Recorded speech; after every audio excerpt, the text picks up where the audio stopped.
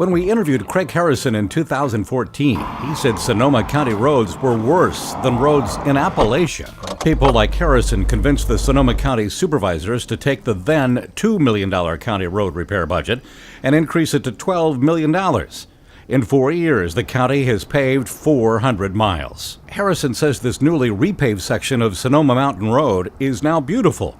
There are still 900 miles of road to go in Sonoma County. The road he's standing on hasn't been paved in 60 years. From the studies I've seen, California ranks pretty consistently among the worst states for road condition in the country. Whether it's 48th or 49th or 50th is kind of irrelevant. I think we got to do better than that. This year, the state legislature passed SB 1 funding, dedicated transportation money for cities and counties. For Sonoma County, this year has seen landmark road reconstruction.